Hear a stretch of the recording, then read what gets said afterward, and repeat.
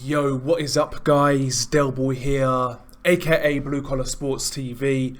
Hopefully you guys are doing well. If you're new here, smash that like, hit subscribe, all of that good stuff. So, following Tyson Fury's 6th round knockout over Dillian Whyte last weekend, a lot of people have been talking about Tyson Fury's future, of course, before the fight, and immediately after the fight, Tyson Fury has said that he is going to retire.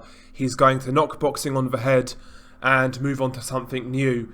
There's been various reaction to this, but I'm surprised with the amount of people saying that Tyson Fury's proved to be the best guy of his era when there's 3 other sanctioning body titles in another heavyweight's hand right now. That sort of thing, I find it kind of bizarre, but for whatever reason, Tyson Fury is the flavour of the month right now. A few years ago, public enemy number 1. Fast forward a few years later, I'm sure some handshakes were made behind the scenes, and now Tyson Fury is that dude, Mainstream media love him, getting all of the attention in the world, advocate for mental health, etc, etc. Take a look at his ring walks, by the way. But nevertheless, let's talk about Tyson Fury and his future. I was watching a video by Fight Film today in regards to Tyson Fury potentially ducking Oleksandr Usyk, and he was doing a film study on Tyson Fury versus Otto Wallin. And of course, in that fight, as we know, Tyson Fury had a lot of trouble with Otto Wallin, the southpaw stance, the foot positioning of Otto Wallin, and how effectively Wallin was taking his head off centre line and doing some effective work himself. Tyson Fury had a lot of problems in that fight, and Fight Film was going through it and sharing his opinions on the fight, and he was insinuating that this is the reason why Tyson Fury isn't keen on fighting a guy like Oleksandr Usyk. Of course, another southpaw, but with far greater stamina, better foot movement, better hand speed, far greater amateur pedigree, better boxing ability all round, just better in every single aspect in comparison to Otto Wallin. And I tend to agree with Fight Film in his opinion that Tyson Fury, the retirement, I'm not sure how legit it is right now, but I wouldn't be surprised if Tyson Fury is saying that in the event that Oleksandr Usyk beats Anthony Joshua. Quite frankly, power aside, I think Anthony Joshua is a relatively straightforward fight for Tyson Fury. Power aside, what can Anthony Joshua do to win that fight? He's not as mobile as Tyson Fury. He's not as durable as Tyson Fury.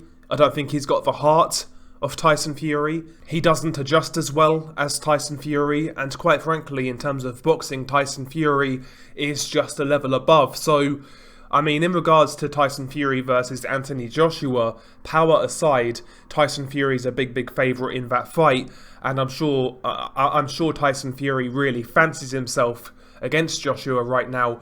Obviously, on top of that, if Joshua were to beat Usyk, then there's a hell of a lot of money on the table for Tyson Fury, like silly money, silly money, maybe close to 100 million. Who knows? But I can see Tyson Fury right now sitting tight, sitting back, and waiting for the Oleksandr Usyk versus Anthony Joshua 2 fight, in the hope that Anthony Joshua lands one perfect shot and knocks Oleksandr Usyk clean out, or Anthony Joshua gets a flat-out robbery. Some way, somehow, he is wishing Anthony Joshua were to beat Oleksandr Usyk in July, whenever that fight is happening, because Tyson Fury's energy towards Oleksandr Usyk has always been a little off, a little peculiar, if you ask me. A couple of years ago, what use is Usyk? Doesn't speak English, nobody knows who he is, not a big fight. Well, I beg to differ. If Oleksandr Usyk beat Anthony Joshua again, Usyk versus Fury is a huge fight. Not as big as Joshua versus Fury would have been, but a huge fight nonetheless, with a lot of money at stake. But Tyson Fury realises that Oleksandr Usyk presents a completely different style to Anthony Joshua, and a style in which Tyson Fury hasn't really seen before in the pros. We saw how badly Tyson Fury struggled with Otto Wallin. Wallin's southpaw stance, a guy who basically done. Otto Wallin's one of those guys who does all of the basics really well. Doesn't do anything exceptional, but he does the basics well. And out of that southpaw stance, he gave Tyson Fury real trouble. And, you know, just by basic fundamentals, nothing special, nothing crazy, just by basic fundamentals, out of that southpaw stance, he gave Tyson Fury kittens in that ring. So I do wonder whether that's the fight that has given Tyson Fury cold feet in regards to Oleksandr Usyk. You know, Tyson Fury also said on the Joe Rogan show a few years ago, this was prior to Wilder 1, that his hardest fight wasn't Klitschko, wasn't Chisora, you know, wasn't John McDermott way back in the day. It was Steve Cunningham, and he said that Steve Cunningham, because he was a lot smaller, he was a lot quicker, a lot more slick. He even said that Steve Cunningham was a better boxer than him. He admitted that he was getting outboxed, that he had to change things up to get the win. Combine that with, you know, again, Oleksandr Usyk, a former cruiserweight, a guy with the foot speed, with the hand speed, with the output, with the boxing ability, with the side-to-side movement, coming in at different angles, etc. Can change things up, can change his game plan on the fly. Oleksandr Usyk is a totally different proposition to the likes of Otto Wallin and Steve Cunningham, you know.